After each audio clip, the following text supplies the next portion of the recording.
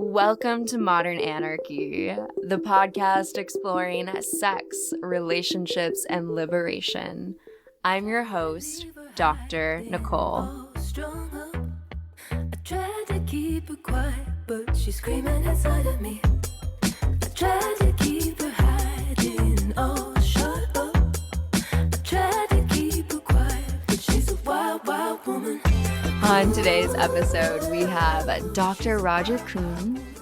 Join us for a conversation about embracing the innate wisdom of the body. Together, we talk about exploring the edges of your conditioning, finding empowerment in our choice, and the lifelong process of unlearning. Hello, dear listener, and welcome back to Modern Anarchy. I am so delighted to have all of you pleasure activists from around the world tuning in for another episode each Wednesday. My name is Dr. Nicole. I am a sex and relationship psychotherapist providing psychedelic-assisted psychotherapy, author of the Psychedelic Jealousy Guide, and founder of the Pleasure Practice, supporting individuals in crafting expansive sex lives and intimate relationships.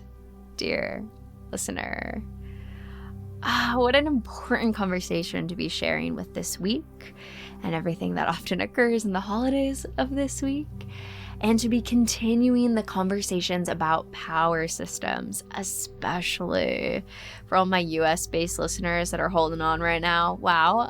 Essential conversations to be having about the liberation of our body, of our pleasure, and our community, right? And all the ways that our sexuality has been colonized and settled, and the legacy of all of. There's so much to unpack here, which is why I'm so great to have Raj on the podcast, that Roger was willing to share their wisdom with all of you. So I'm grateful that you're tuning in. I'm grateful that you're expanding with me and trusting in the ripples, right? Culture shifts through conversations, right? And we're having these conversations every week. You're sharing these episodes with your friends, your polycules, your communities, your lovers, and trust in those ripples, right? Trust. Do the work and trust. All right, dear listener. That cat, are we saying hi? Yeah, we are. If you are ready to liberate your pleasure, you can explore my offerings and Fat Cat and I's free resources at modernanarchypodcast.com, linked in the show notes below. And I want to say the biggest thank you to all of my Patreon supporters. You are supporting the long-term sustainability of the podcast, keeping this content free and accessible to all people. So thank you. And with that, dear listener, please know that I'm sending you all my love and Fat Cat too. And let's tune in to today's episode.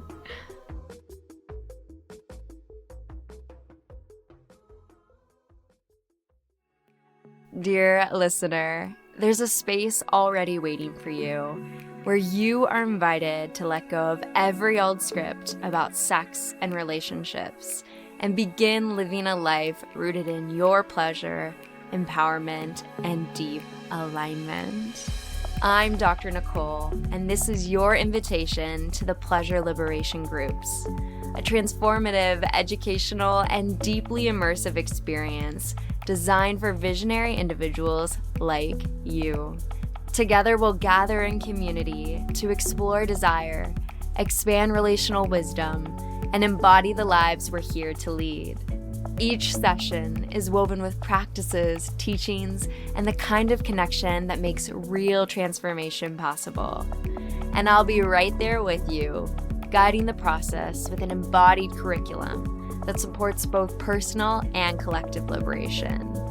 This is your invitation into the next chapter of your erotic evolution. Say yes to your pleasure and visit modernanarchypodcast.com/pleasure practice to apply.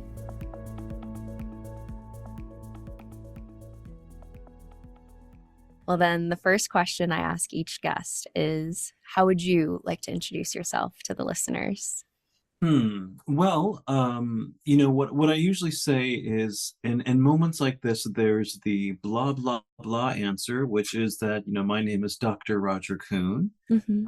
And then there's the hey, how are you answer, which is my friends call me Raj. So I guess I'd prefer, over the next time that we're together for you and listeners, just call me Raj. That's the Right. easiest way I think that I Mhm. feel as I navigate the world. Love that. Excited to have you today and all the things that we're going to talk about with today's episode. Thank you. Thank you. Hmm. Yeah, so you had sent in Decolonizing and Unsettling Sexuality. So I'm curious, Raj, where does this start? Where does this conversation begin? I'd love to hear where you want to take me and the listeners. Well, the interesting thing I find is as a bit of an introduction, Hmm. as to sort of how did I even get here? How did this conversation begin? And Sure. and really it is decolonizing sexuality that has big word here though gifted me a lot of opportunities. When I was in my doctoral studies in sexuality, I not surprisingly did not encounter any literature that was about indigenous ideologies on sex, pleasure, reproduction even. And I remember specifically taking a class called Love, Sex, and Intimacy or something like that. And it was an interesting class, and I'm still using aspects of what I learned in that class today Hmm. in my thoughts. Though I was very dismayed, disappointed that it was all from this European perspective. And as an indigenous person, I'm Porch Creek, and as a queer person, so I also identify as Two Spirit and indigiqueer. I just found like, how can it be that I'm at a doctoral level of education or the pursuit of education, which I'm told, and I believe you're cultured in a similar way, Yeah. that this is the pinnacle of education. Hmm. And I just remember, we must have been technically on break or something, because this happened over the summer. It was over a Pride weekend, which usually falls right after the summer solstice, and as really this response to what I was not receiving in my education and what was sort of going on in that moment, really of critical analysis in my life. I thought, well, I'm going to make this sign that said decolonize sexuality. And in San Francisco, in the Castro, there's this store called Cliffs, Mm. which is a hardware store slash paint store slash they probably sell cute little kitten mugs like the one I just saw you have. They have all kinds of things, and they also have a poster board and stencils. And so I went and bought, a big poster board and some stencils and a big fat marker, Hmm. Sharpie marker, and my sign is a little crooked. If you ever see, I was trying to, I know it's in my office area somewhere. I think it's over there somewhere. I was going to see if I could grab it. And, I didn't think that much of it, though I walked down Market Street with that sign above my head, and it caught a lot of people's attention. And so by the time I'd gotten to the end of the parade route, something had shifted in the way that I was approaching my academic work. And then, really, what it meant for me to decolonize from a sexuality perspective in my clinical work as a clinician, Hmm. and as just a person, as a being, as an indigenous, two-spirit, indigenous person. What does that mean for me to decolonize sexuality? And the more I started to talk about it, the more other folks started to pay attention to what I was saying. And, before I knew it, I was eventually contacted by the Levi's Jeans Company, and then they did a pride campaign really built around that sign, decolonize sexuality, and ended up using some images that were taken for the campaign that Cool. then went in Target stores and Macy's, and they did an online international campaign on their social medias and such. And part of the picture, what I really love about it is that in the I don't know what you call them, like the signage that was in the store, just the very bottom corner of that, in one of the pictures, you can see it's just a corner of a white sign. Well, if we zoomed out, you would see that sign that I'm holding is my decolonized sexuality sign. So I always like to say, hey, from my basement and cliffs with the crooked signage to Target stores nationwide, and that's really what I call a one gesture moment in our lives. We never know, seriously, we never know how one gesture that we do, for me, it was making that sign, radically transforms our lives. And I am so intrigued by that concept of like these one gesture moments, and we have several of them throughout our lifetimes. Some of them are start small and then have a much wider ripple, and others kind of start with that huge splash, right? And so this story is an example of what I like to think is like, oh, it was kind of a little ripple. It started with just me making this sign that now there's this wide ripple. And part of that ripple is like, now I'm talking to you. I'm having the opportunity to talk about this idea. So that's kind of where decolonizing sexuality came from my mind at the beginning of it, and where it is now is quite different, because it's taken on different meanings, and I've had different conversations. Right, of course. And it will be different today. And then when we keep studying for another 10 years and 20, and, That's we'll right. keep expanding. So my brain is already starting to think about so much. And these are the moments where I start to feel like I'm going to throw you a nice pitch that I hope I want you to hit the home run out of the park with, in terms of, but why? Why do we need to decolonize sexuality? I don't understand. Hit that home run. Just go for it. Interesting, because you're making this baseball reference. And even if the game baseball is played virtually, it's about a configuration of land. That's what the baseball game is about this diamond that's configured in a particular way. I'm not quite sure how, based upon land though.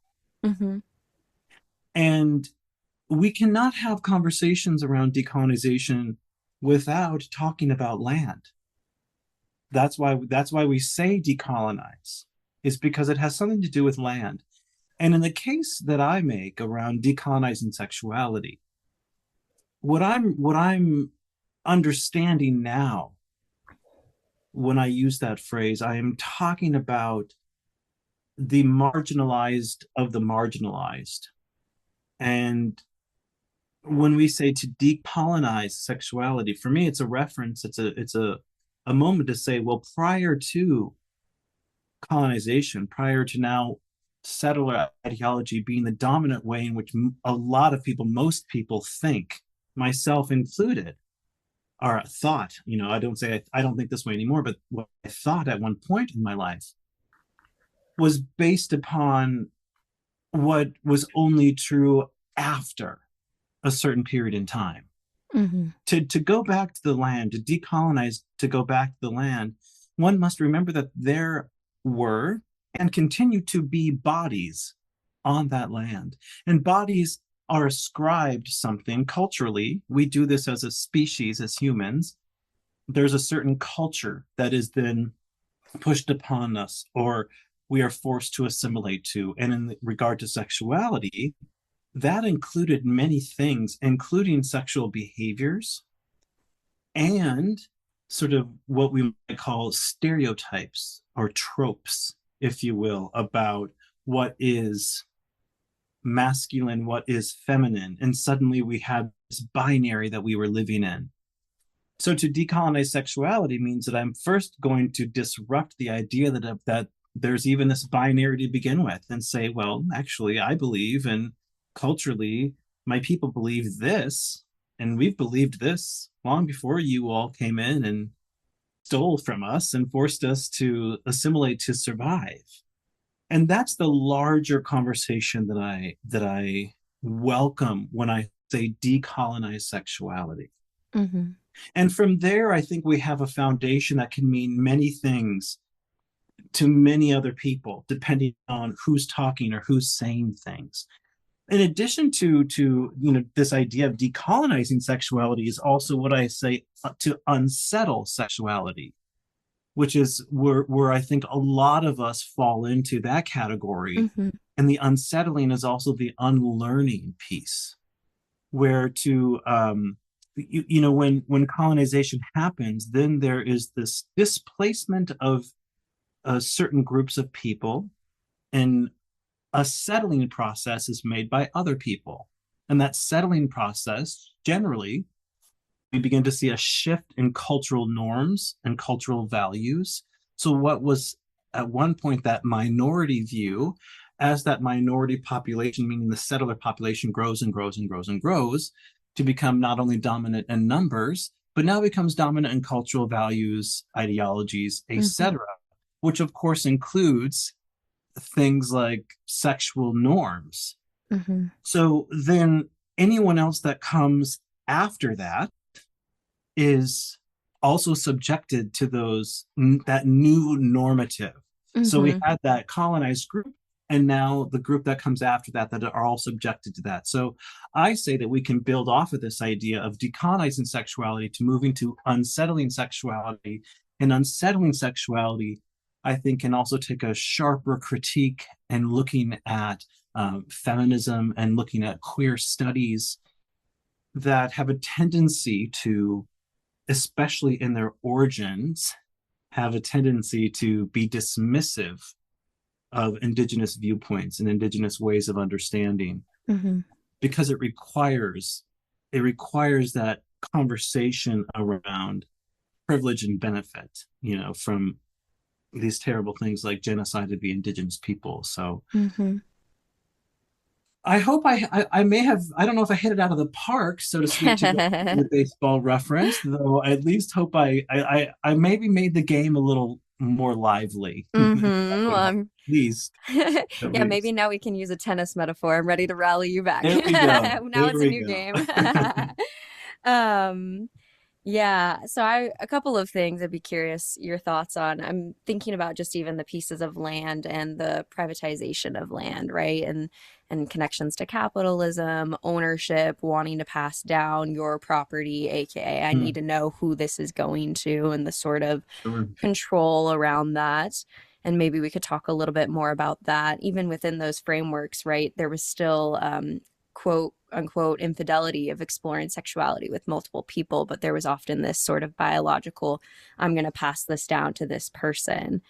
And in terms of the unsettling piece, I'm just thinking a lot about Christianity. I mean, puritanical culture, right, of the people that came in and invaded this land within America, and the values around that of you have straight heteronormative sex with one person, and how deeply laden that is for many of us in ways that, at least for myself, I have a lot of conversations about this.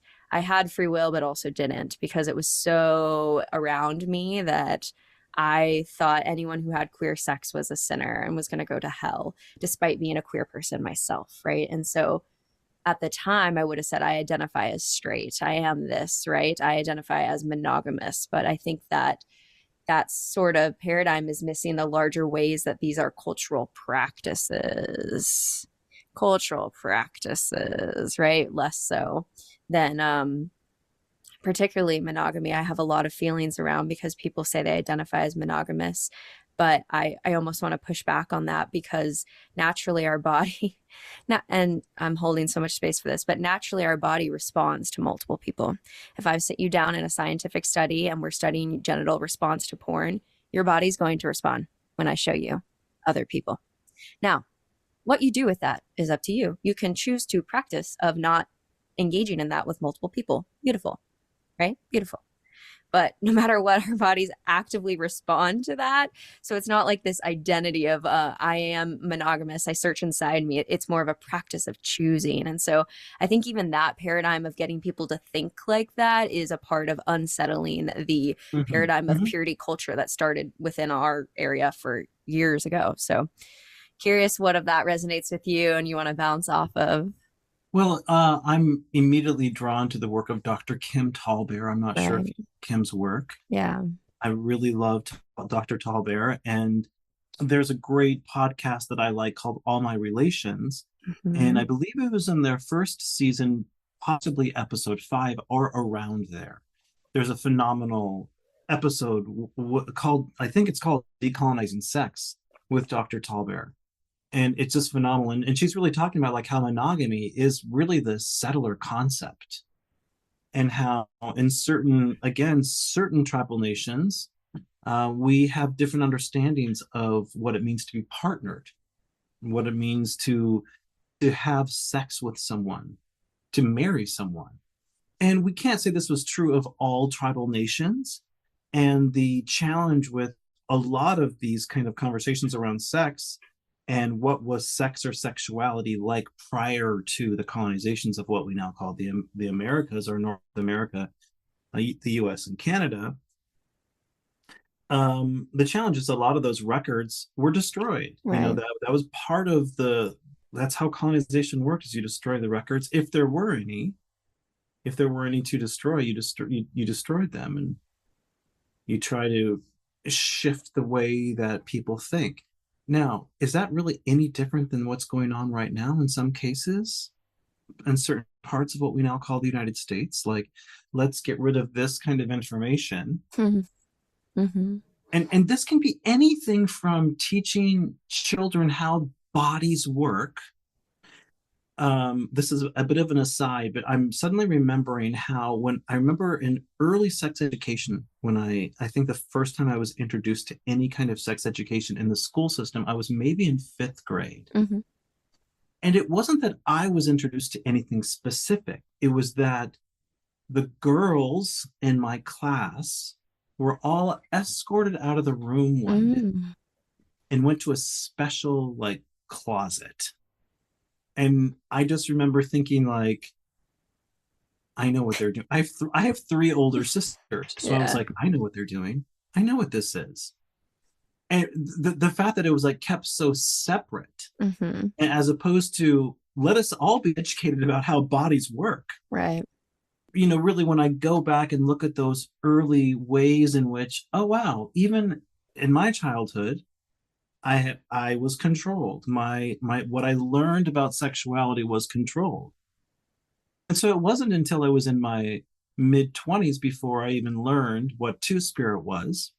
And once I learned what that term meant, I thought, well, of course I identify that way. That makes the most sense to me in terms of all the acronyms and the terms that can be a part of this beautiful rainbow world that we live in as queer folk. Two spirit is the one that I resonate the most with. So part of the decolonizing sexuality for me is also to claim that as part of my identity as a two spirit, to say I am two spirit, which is the claim of my indigenous identity or my indigenous nature. That's really important for me. And then part of the unsettling process for me as someone who also has a white parent is to think about, you know, when you were talking about like the inheritance of land. I was raised in North Dakota on a farm in a small Mm-hmm. like farming community in North Dakota, and the way that it probably was supposed to work, or at least it worked at one point in time, is that land that I lived on was in my father's family for several generations. Mm-hmm. I didn't think much of that as a kid.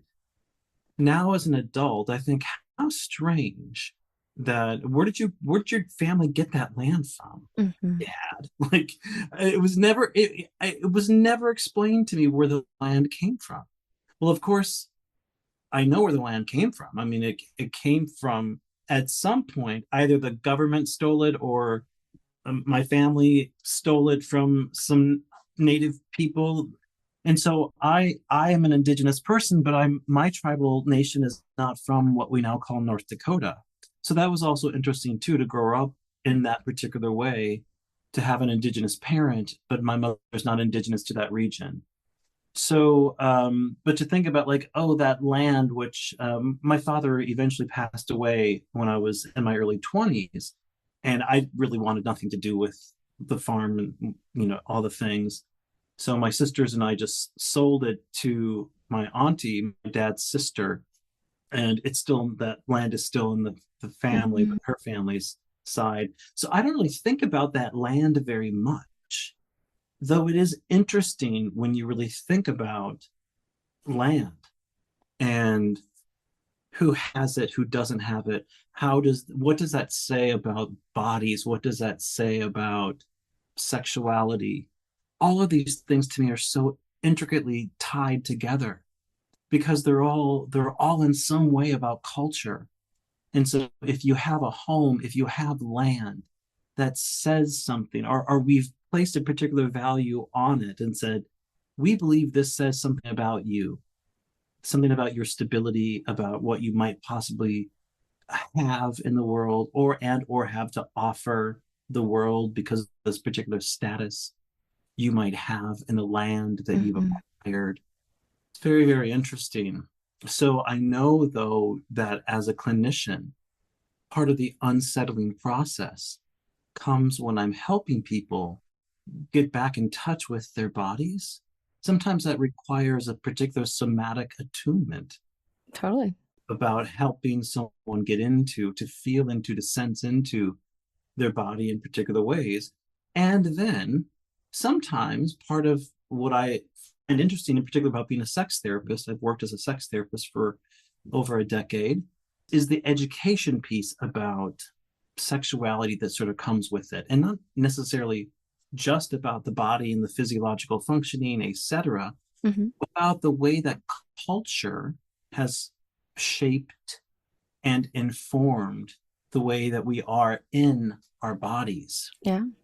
And sometimes that includes how people feel about their gender or how they express their gender and or their sexual orientation. Mhm. Yeah, and I think that's where I ask those deeper questions about free will, right? If we are Mm, so deeply in a culture that tells us what's right, wrong, the otherwise, it's really hard to see any other world, right? mm, And I guess I believe in the yes and, or I think about my existential mentor who would say that we have free will we have free will with what's within our frame of understanding, within our perspective. We have free will. mm, But again, our perspective is so narrowed within certain cultural frameworks. And I think that's why I always come back to that, knowing my lived experience with this, because so many people are living within paradigms that are so laden within these systems. And when we mm, look at other systems like internalized homophobia, racism, ableism, right? Like we have to take this active lens of saying, I need to actually question myself and these values. Even though they feel aka normal to me in this moment, I need to actually take that lens of critical perspective to say, where are these coming from? And so I think a lot of times with sexuality, that's not even part of the question of like, should I be examining these to see where they're coming from and if they're my own, as much as they feel natural or normal, right? So I think that lens, and it's sometimes I talk about that even when we're talking about gender, like the gender stereotypes of um, just in a cis heteronormative perspective, a woman who becomes unattracted to her male partner because he starts to cry and offer softness. Okay, we got to break that down, right? That is a larger cultural framework that we need to be examining, even though you're having this I don't even know the words to say, like it's happening out like naturally. That doesn't feel right, but they're becoming unattracted in ways that are outside of their free will. You know what I mean? mm. Like that is so deeply laden in our psyches that it is automatically happening. And so how do we take these critical lenses to the ways I keep using this metaphor of like digging. I'm like digging my Yeah. shovel over here. How do we keep digging and digging and digging to kind of get this shit out, you know? Yeah. And I don't know where the end is of that as I continue to study relationship anarchy and did my dissertation on relationship anarchy and continue to like expand out, uncoupling the ways that there's so many scripts of intimacy and relating to something much more expansive.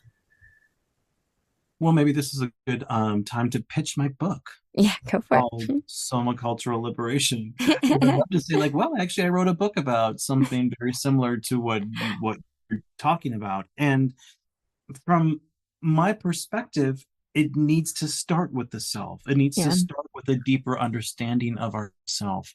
We can gain all kinds of knowledge. I think that having a PhD, as I have, does not necessarily mean that I am smarter than someone else. Again, it's this value that we've placed on things like a PhD. I know because I've done the process that all it really means is that I have a bit of grit and determination about me to follow through on certain things because it's a lot of getting a PhD is a lot of follow through. It is. Mm-hmm. Now, I say all of that to set that up, to say that part of this idea is really recognizing how the culture that I live in operates and what is the easiest way that I can navigate this system.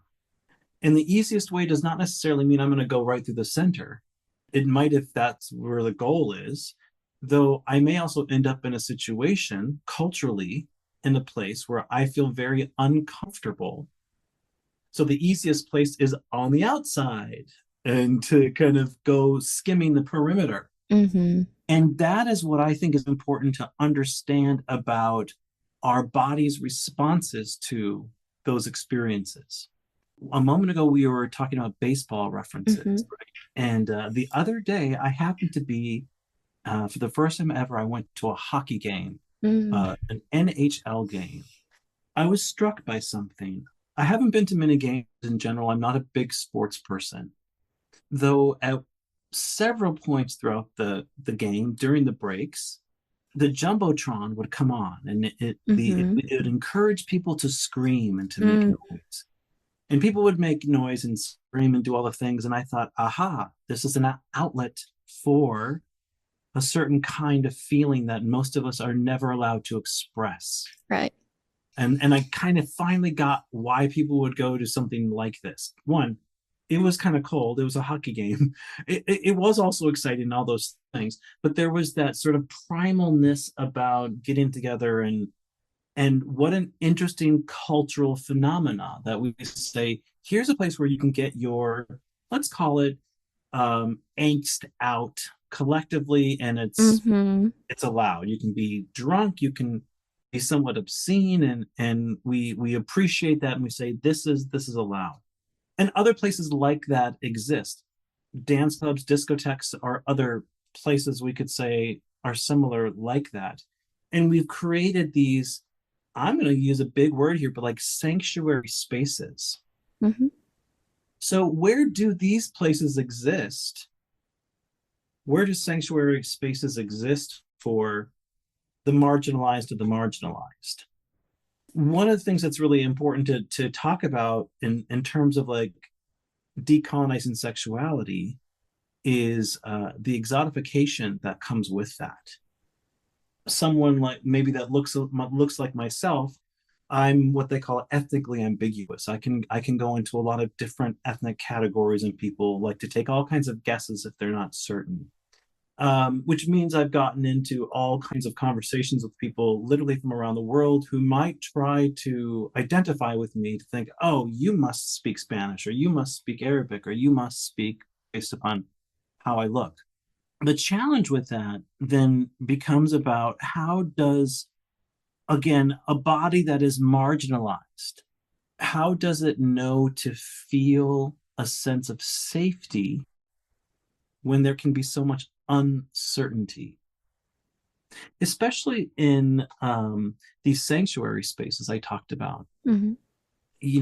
I can't even begin to tell you the amount of times my body has been violated in a sanctuary space, like a queer bar or a gay bar, which I think Sure. I should be able to go in there and have fun and be myself. But Mm-hmm. then to have other gay men, I'm going to use that word violate my body by touching me in ways that I never consented to touching my body that way. Wow, I don't know you. Or as you're moving through the crowd, and I know this does not just happen in gay spaces, though, to specifically say like these sanctuary spaces, or when violence, or when there's some sort of sexual perpetrators in these spiritual communities we see beyond just the church, but Mm-hmm. in enlightenment communities, spiritual communities, etc. That's also what I would bring into the another aspect of decolonizing sexuality. And one of the things that I also talk about in my books, Cultural Liberation, is the need for more people doing this kind of work, to be talking about the cultural piece in a way that helps us understand more, so that we Mm-hmm. don't get into what we see happening right now in the US. It's not a fiction because it is happening, but what Mm-hmm. feels to me like what should be this fictitious argument about what is and what isn't woke. And it just seems like I do not understand why folks would not want to know this stuff and not want to have the conversation. Well, I don't want to say I don't understand. I quite understand. It requires a willingness to sit with uncomfortable Yeah. parts of ourselves. Mm-hmm. And for some of us, it's just easier. And by that I mean that, well, if you kind of have always been sitting there for whatever reason, could be that you come from, again, that marginalized population, or it could be something even personally to your more micro culture at home. Maybe you grew up in an abusive home, or an alcoholic or a drug addicted home. And so we have different feelings that are, based on our personal experiences. Though when we unpack that and know those things about ourselves, I believe it gives us a little more cushioning to move through the world. Mm-hmm. Yeah, I think a lot about Stockholm syndrome and just the ways that we in various systems have been so normalized to a certain level of existence. I'm even thinking about my younger sister who I had a conversation with. She's was took a path of Mormonism, more conservative, and I took a path of liberal queer relationship anarchist, right? So you can see the divergence here in different ways. Of course, we're still connected in our own unique way, but it's really interesting. She's had a lot of complications with her daughter going into the hospital, right? And has these astronomical payments that she's having to pay for that hospital treatment. Now, I had joked with her recently and I said, hey, I mean, those bills are crazy. And she's like, oh, yeah, it's so wild, like thousands of dollars just to make sure my baby is alive. And I'm like, yeah, well, so next time we have a president that offers universal health care, I know who you will be voting for. She's like, well, I mean, I don't think it's that. I think I just need a better paying job. I looked at the better paying jobs and they have better paying health insurance. So I don't think it's about that. It's really like the better paying jobs. And I'm like, okay, okay. So Mm-hmm. there's a level of awareness that she does not have of a different future of what is possible, Yeah, of changing the whole effing system so that this isn't right. even what's happening to you. You know what I Yeah. mean? And so I just think about the ways that abuse has been so normalized with these structures in our relationships that we don't know to even say, hey, that actually isn't at all okay. We're going to step way outside of this frame to a whole new world. And we do see that in psychology, right? When we've been in abusive relationships, we slowly step out to a next one that's a little bit better, but often still has same patterns of Mm. abuse and dynamics. And it takes stepping out as we grow in relationships to see this different world. And yeah, so I think about that often in terms of the ways we move through the world of just normalizing certain levels of existence. And as you were talking about the different sacred spaces for this, yeah, there's so much pressure around you show up in this space and you're quiet, you sit down, and now we can start talking about things like ADHD and how we diagnose, I won't even get off into the soapbox there, right? But like you sit down in the chair and you be quiet and you learn this way, right? And so, yeah, to have this sacred space where you can roar and actually connect with more of that bodily soma, right? The experiences, oh, how important. And so, like you were talking about the bar, I've had so many different spaces where I've been violated and touched and Mm, groped and other things in bar settings. And so it was actually making me think just about the sacredness of the BDSM dungeons that I've gone to, because mhm. wow, what a space where consent is so forward. No one has come up to me and made me feel uncomfortable. No one has touched me. Like, wow. And it's a sacred space where I have been in there and seen bodies of all different generational ages, having sex, having pleasure, exploring bodily sensations. So I was just thinking, what a sacred space to have, a so consent laden Yes, space that's yes, specifically to that. And many of us don't have that. And again, just thinking about worlds of possibilities, it's hard to even consider that as a world because most of us don't have examples of that in our day to day, and often are going through so many situations where we're having to protect ourselves and go close down. Intimacy is right, scary, right. connection can cause harm, versus a space where it's very consent laden and I can really open up my body there. So I'm just, sad about the world, but Well, yeah. yes, and decolonizing sexuality requires the recognition that consent was not granted to many, many, many people that now live here, Right. or that have survived here, or that are the descendants of the survivors. That's something that I'm very intrigued by. I love consent Yeah. culture. I love consent trainings. I love teaching couples about consent.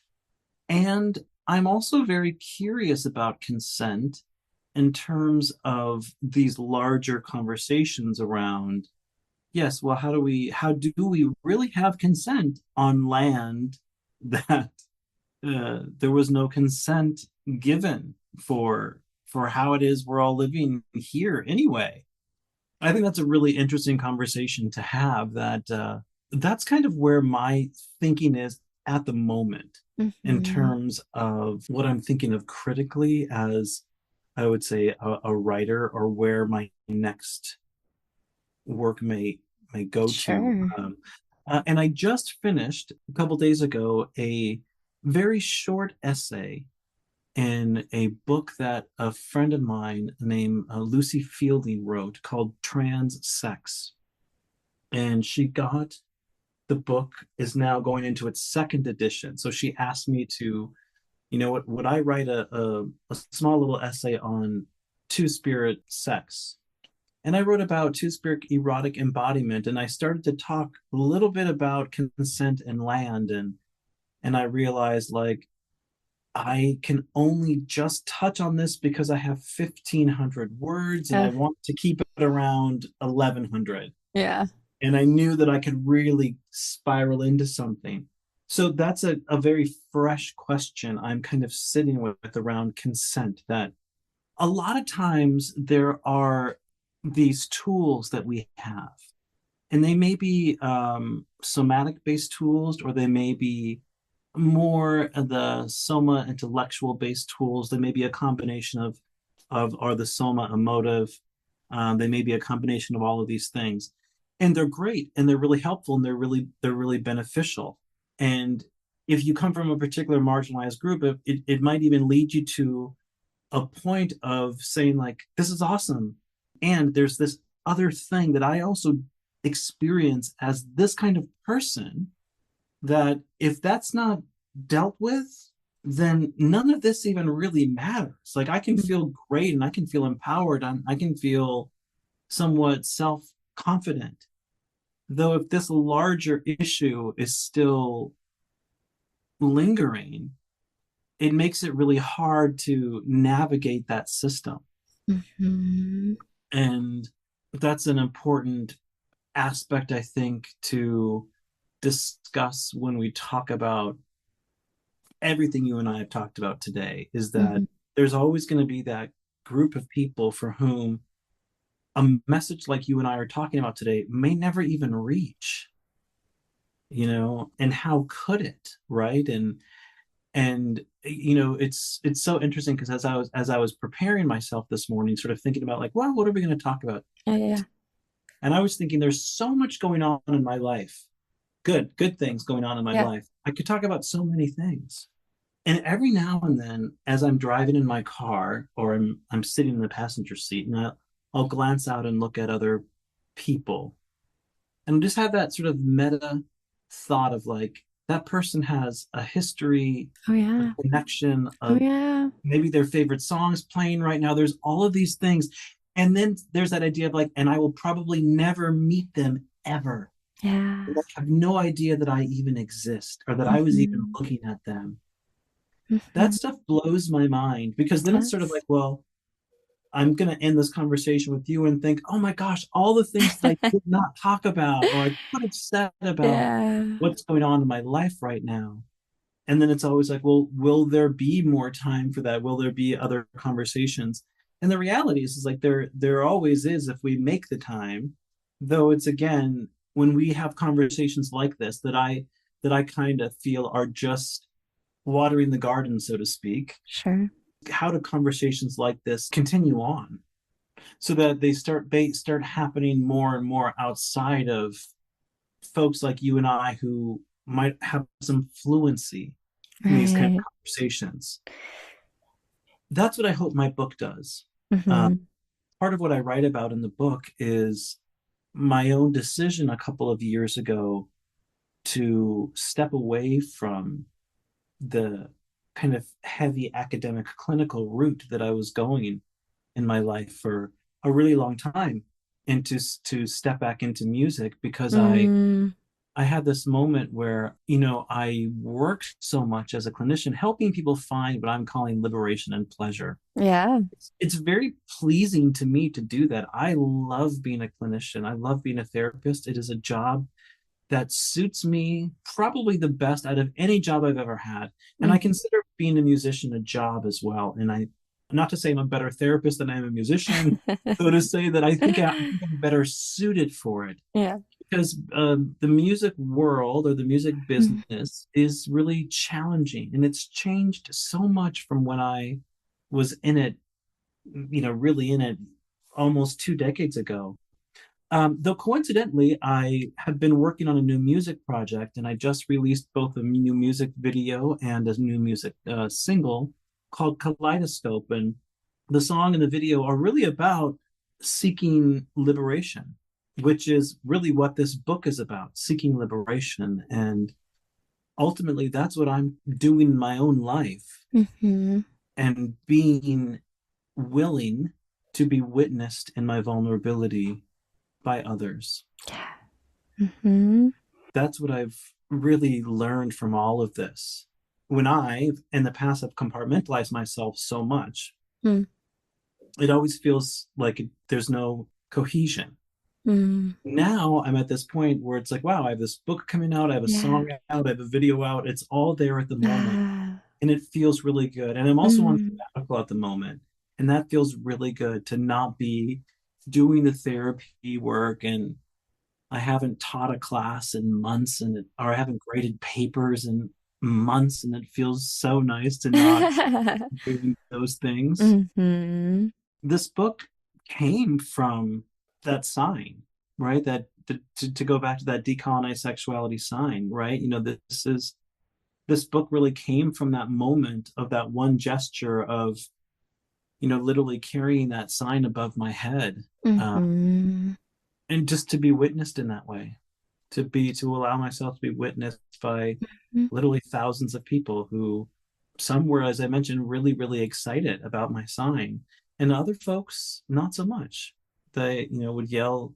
It happened because I carried it with me twice to two different pride events. Mm-hmm. Always the people that would sort of yell out like, well, what does that mean, or what do you mean by that, or and I would always have to yell back like, figure it out. As I'm it's not like I can stop in the middle of a parade and say Right. what I mean by that.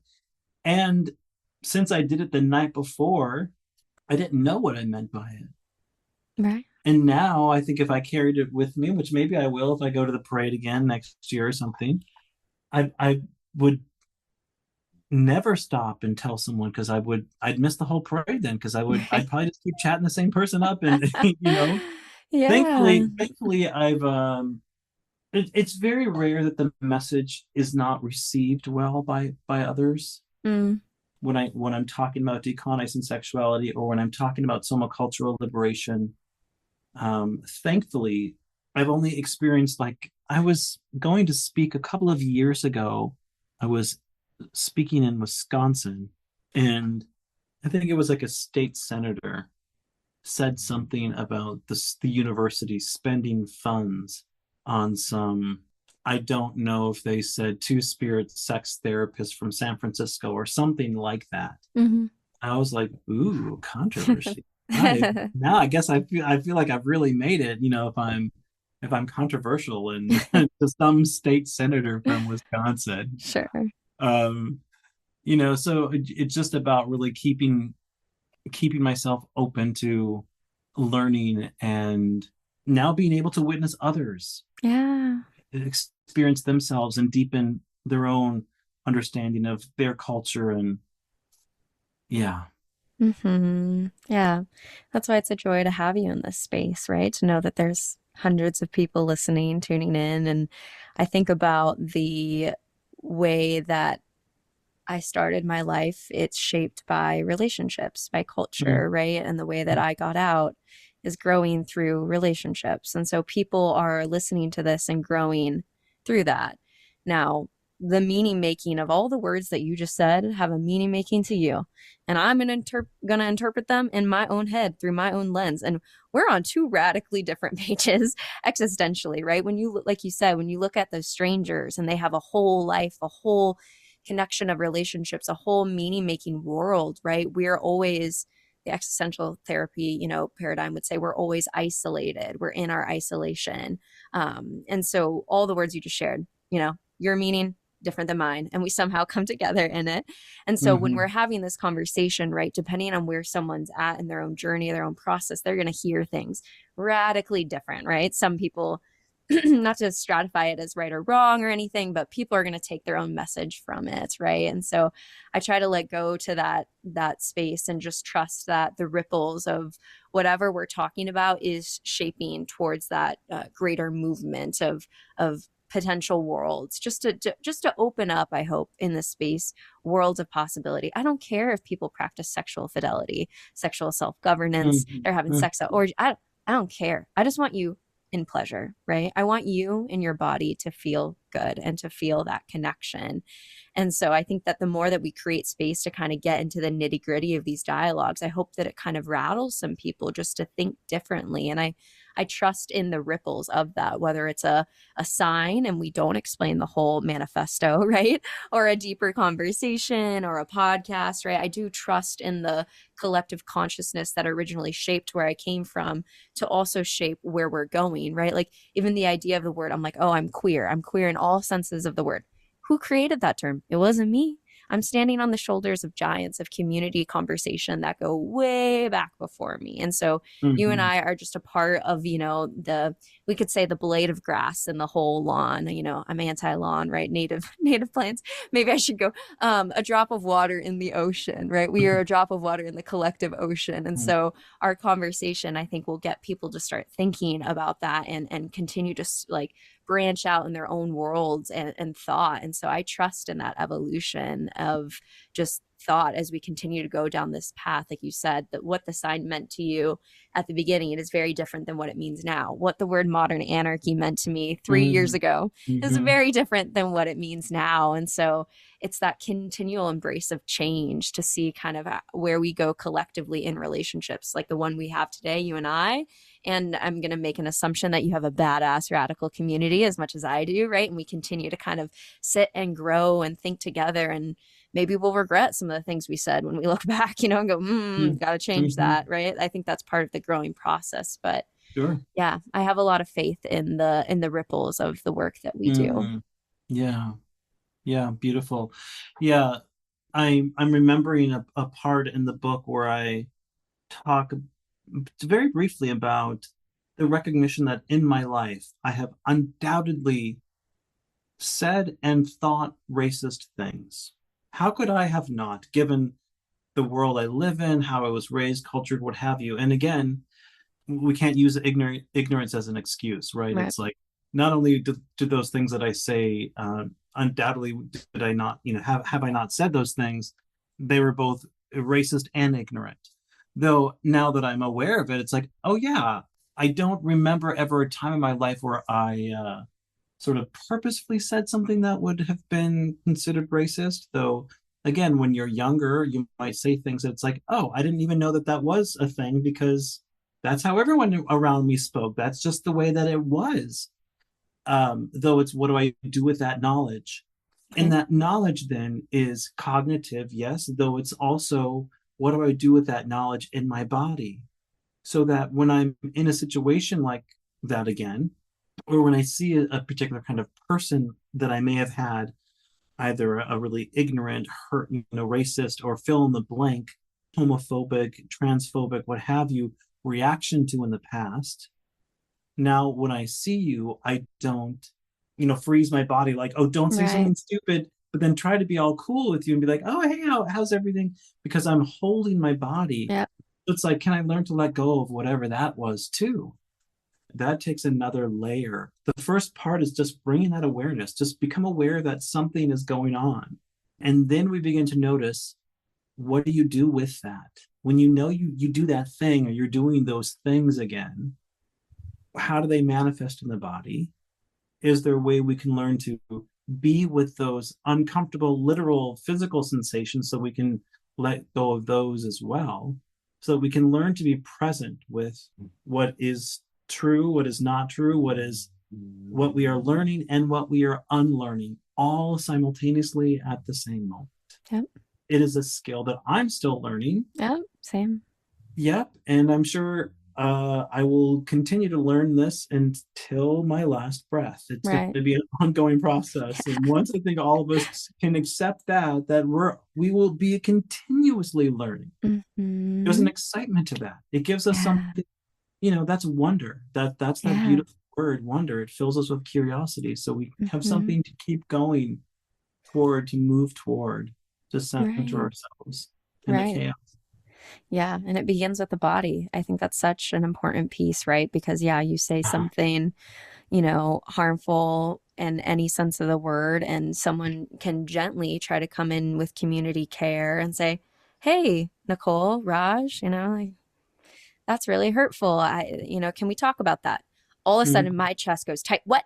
I did what? I'm a good person. Mhm. How dare you? Mhm. Like, so our value system of wanting to move through the world with love is being confronted with this moment of someone saying that we did something different, right? And can we Yeah. sit in that discomfort to say, okay, like, I'm going to relax that tightening in the chest and maybe open up the space to have the dialogue with the person to hear them out, right? Obviously, the complexities I've talked about, like, I went to a rally having I had an abortion and I'm not apologizing sign.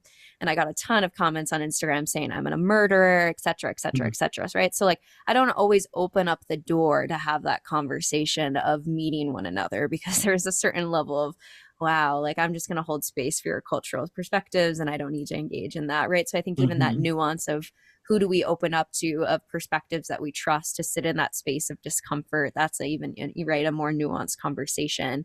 But it takes that first body recognition of, okay, I'm having this tightness and I want to, like roar back at you and say I'm a good person, versus, okay, I'm going to relax and actually listen, right? I'm going to listen and I'm going to grow through that discomfort. And even just for me too, of trying to do more relationship anarchy and find security in my relationships that aren't control dynamics of controlling what the people in my world can do. There's been so much I don't want to say dysregulation, maybe that's actually the right word, like, truly, when I first started, it reminds me of rock climbing. I always use that metaphor Mhm. because I'm a rock climber. That's where I get, like, my metaphors for life.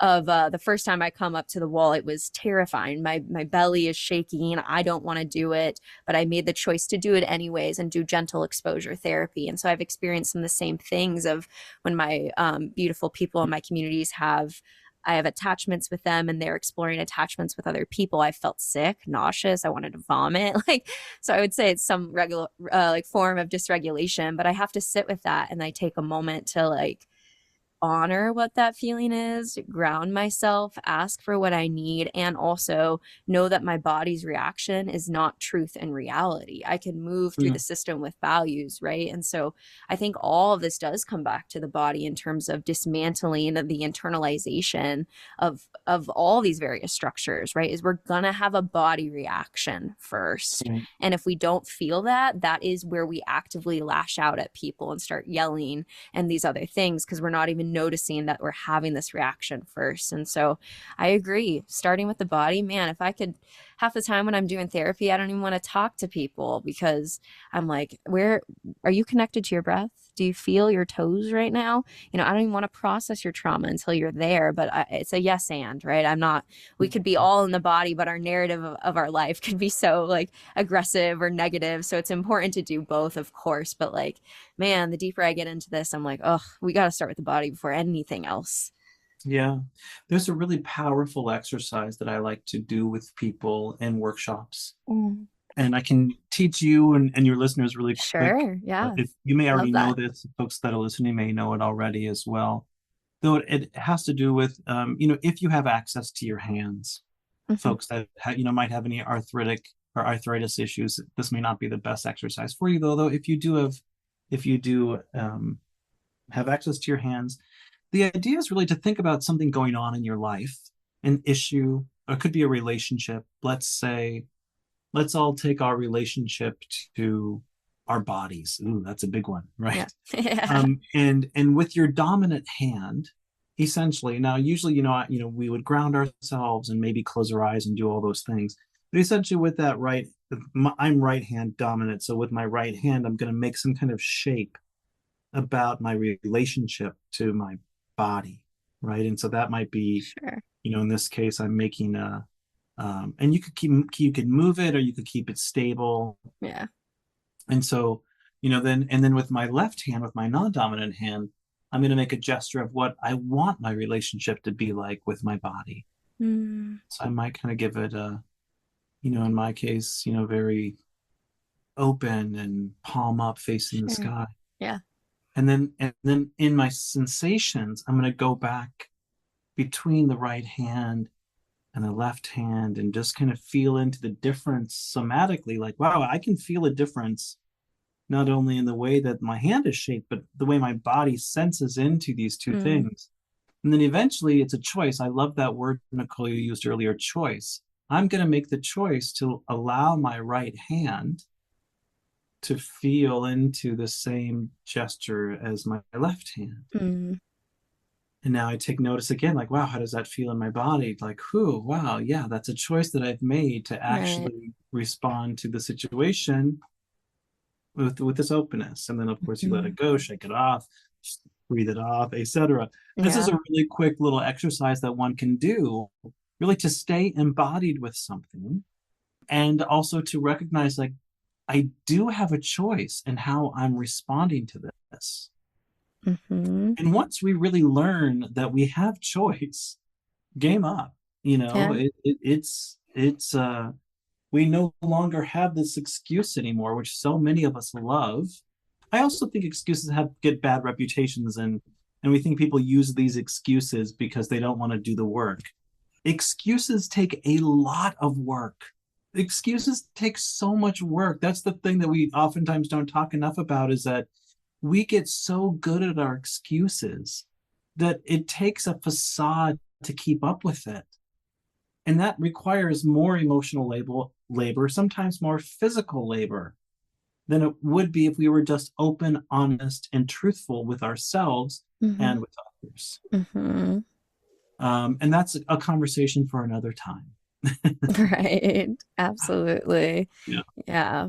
And I just think about the importance of, yeah, the edging of our window of tolerance Mm. and listening to that. Again, I'm thinking about times where I've gone up to, climb, and I specifically got back into lead climbing.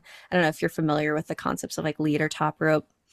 In the shortest, simple version of the term, when you're top roping, there's a level of physics where you're controlling the person with the rope, and it's a simple pulley system.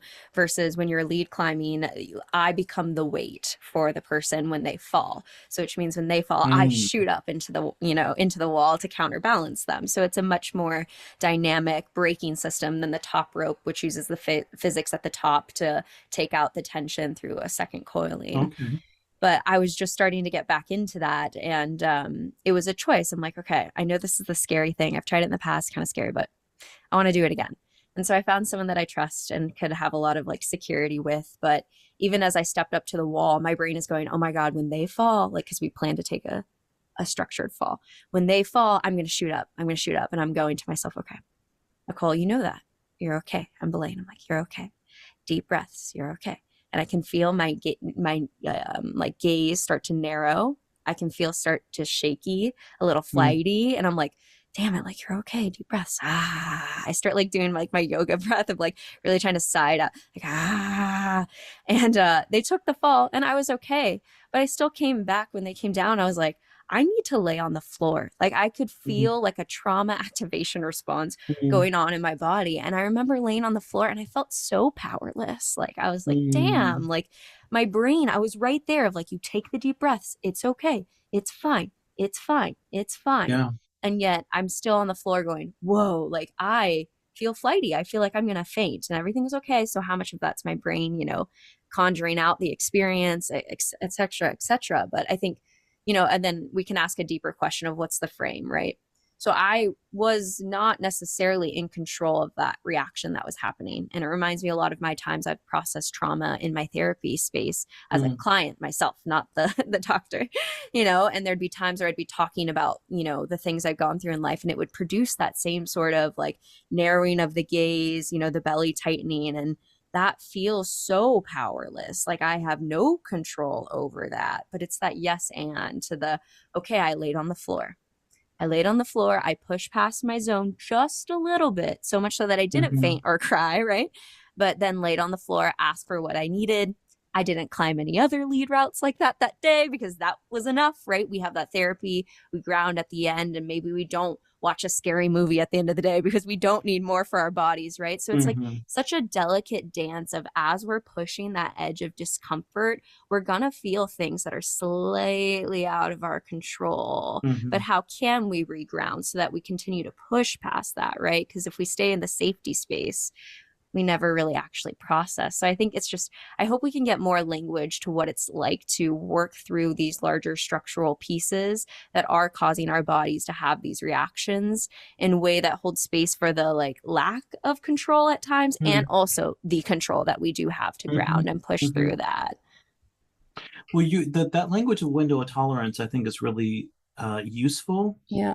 In particular, if we can learn how to understand what it feels like to be in a particular zone, if you Right. will, and to know where that edge is. Yes. You were getting close to where that edge is. Yes. I know for myself, when I start dropping a lot of F-bombs in particular, I know that that is when something's up with me. Yeah.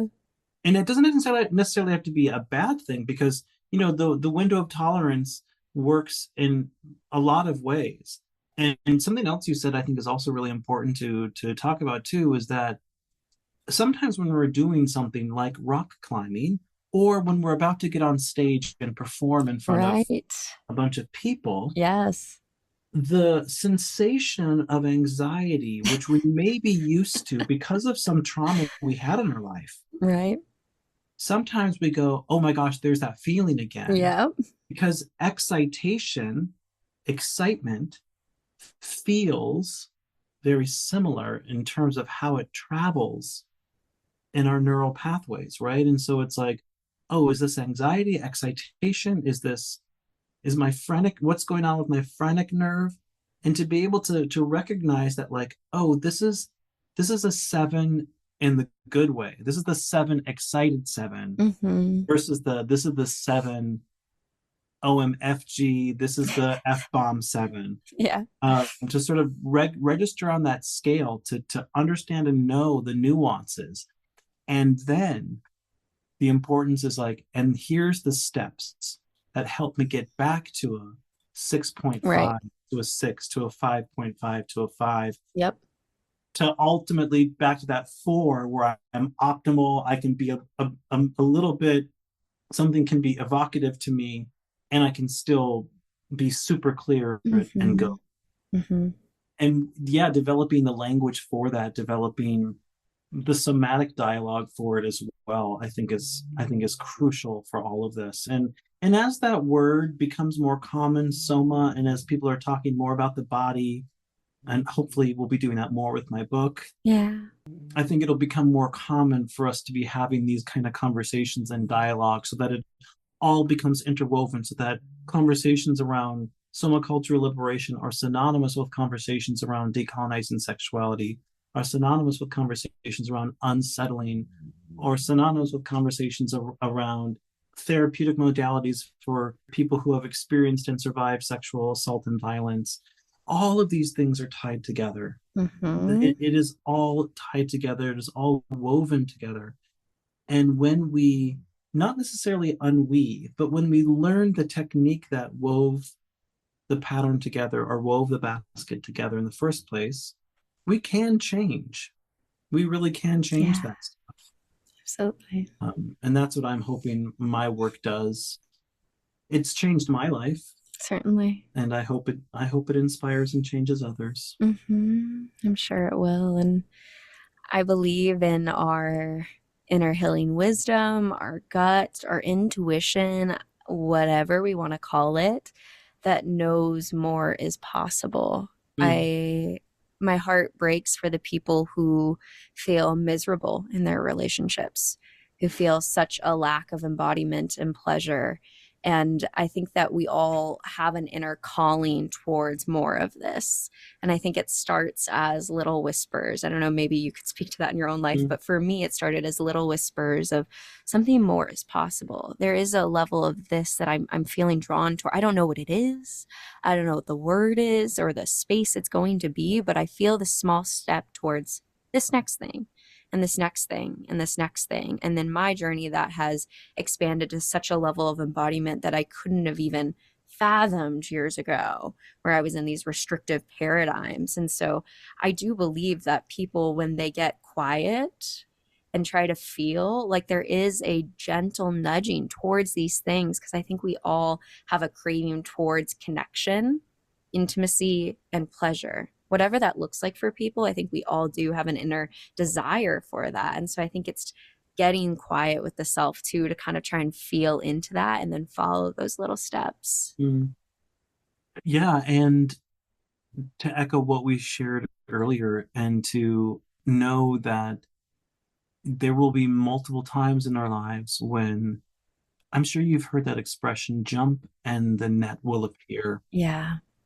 I've heard it differently a few years ago, and now it's my preferred way to understand that phrase, which is jump. The net is already there. Ah, And that, I think, is important for us to say, is like, and we're going to come to points where we're not quite sure where to go or what to do.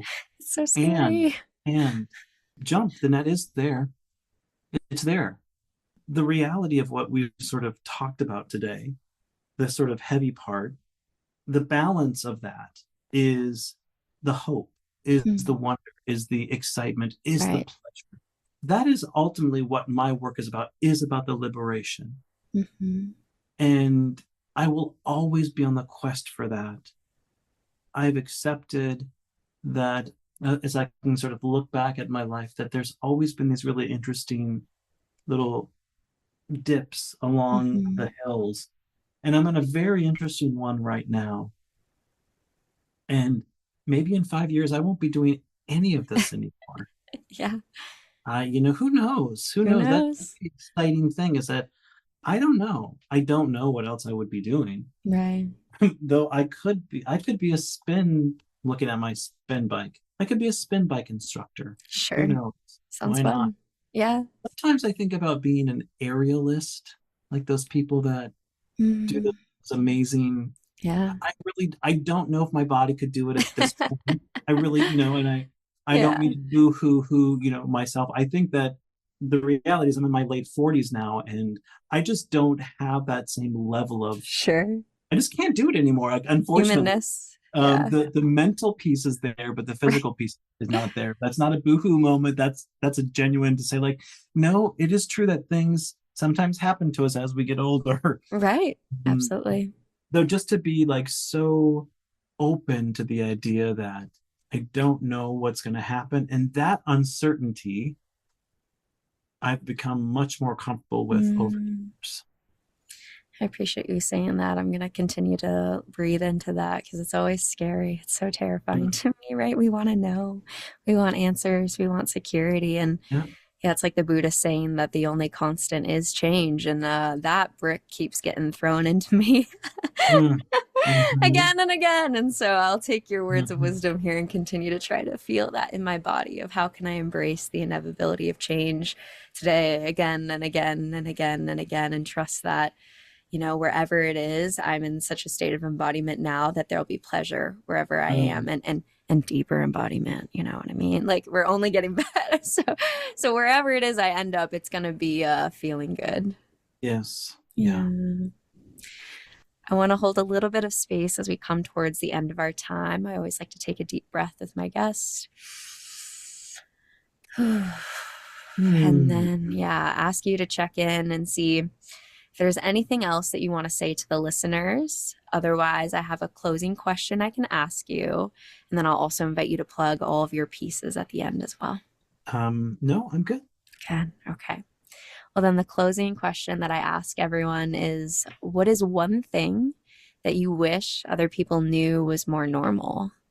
One thing out of everything in life? I know. Oh my gosh. Okay, so the very first thing that came to mind was adults collecting toys into their 40s. You want to say more? Well, yeah, I do. I collect little things. I have these little Smurfs that sit in front of I have a Reagan little exorcist doll that sits in front of my I have a little I love these little pops, these little Funko Pops. This is the cute snow monster from Rudolph. I also have a brainy Smurf one. You know, and so I think I wish that was more normalized. And I think what I mean by that is, like, these things elicit joy. I feel playful when I see them. And, you know, if I pick one up, I just go, oh, that's so fun. I'm so excited to have this. So that is what I would say. I love that. And in line with our whole conversation and the show, I guess I'll say I have many toys as well, some like that, and also some of different types of play. My collection of dildos is very extensive, and Wonderful. I have some with confetti, right, that are so fun. It makes me just think of the Ariel song, like, look at this stuff. Isn't it neat?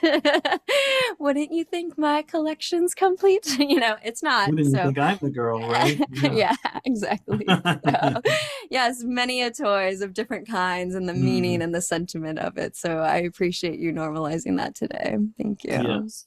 Yeah. Well, it's been such a pleasure to have you on the podcast. Yeah. Where do you want to plug for people who want to find your book and all of your stuff today? Sure. I have two different websites. They're very similar. It's Roger Khun, ROGERKUHN.com. That one has my music, and my book is on there as well. And then, like, speaking dates and stuff, or gigs that I have, music gigs, all that stuff's on there. And then my other website is rogerjkuhn.com, ROGERJKUHN.com. And that one is what I call my therapeutic academic website. Also, my book is on there. I think there's a link to my music on there. Either website you go to will get you the information that you want, because, you know, there's ways that you can click. And then I'm on all streaming services, Apple Music, Spotify, if you want to check out some of my music. And then Soma Cultural Liberation is available on Audible, or wherever you may purchase your Audible books, or your electronic books, or it's available in paperback. So yeah, thank you for joining us today. I'll have all of that linked below. Thank you. Lovely. If you enjoyed today's episode, then leave us a 5-star review wherever you listen to your podcast. And head on over to modernanarchypodcast.com to get resources and learn more about all the things we talked about on today's episode. I want to thank you for tuning in, and I will see you all next week.